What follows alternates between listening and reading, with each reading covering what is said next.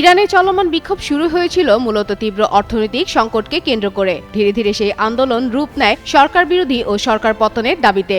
দেশজুড়ে এই বিক্ষোভে দিশেহারা হয়ে পড়েছে ইরানের ধর্মীয় নেতৃত্বাধীন সরকার। বিশেষ করে সর্বোচ্চ নেতা আয়াতুল্লাহ আলী খামেনির প্রশাসন কঠোর দমন নীতি গ্রহণ করায় পরিস্থিতি আরও উত্তপ্ত হয়ে উঠেছে।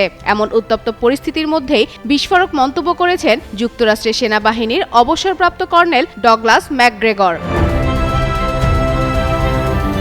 রোববার সামাজিক যোগাযোগ মাধ্যম এক্সে অবসরপ্রাপ্ত মার্কিন এই কর্নেল বলেন, মধ্যপ্রাচ্যে বিপুল পরিমাণে সেনা ও অস্ত্র মোতায়েন করছে যুক্তরাষ্ট্র। তার ইঙ্গিত, ইরানের ওপর সম্ভাব্য সামরিক হামলার প্রস্তুতি চলছে, যদিও তিনি হামলার সময় বা কৌশল সম্পর্কে নির্দিষ্ট কিছু জানাননি।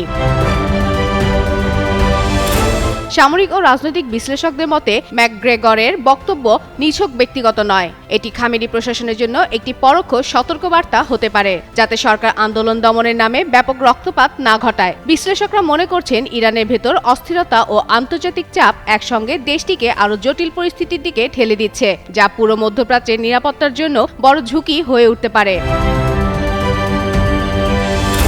একই সময়ে ইরানের শেষ শাহ মোহাম্মদ রেজা পাহলাবির নির্বাসিত পুত্র রেজা পাহলাবিও আলোচনায় এসেছেন। তিনি প্রকাশ্যে ইরানের জনগণের আন্দোলনের প্রতি সমর্থন জানিয়ে পশ্চিমা দেশগুলোর প্রতি আহ্বান জানিয়েছেন, যেন তারা খামেনি সরকারের দমনপীড়নের বিরুদ্ধে অবস্থান নেয় এবং বিক্ষোভকারীদের পাশে দাঁড়ায়।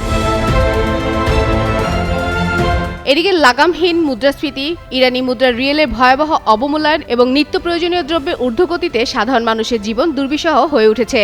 আর এই বর্তমান অবস্থার পরিপ্রেক্ষিতে সামরিক বিশেষজ্ঞরা বলছেন, যুক্তরাষ্ট্রের সরাসরি হামলার পথে না গিয়ে কূটনৈতিক ও মনস্তাত্ত্বিক চাপ বাড়াতে পারে। তবে পরিস্থিতি নিয়ন্ত্রণের বাইরে গেলে মধ্যপ্রাচ্যে বড় সংঘাতের ঝুঁকিও এড়িয়ে যাওয়া যাচ্ছে না।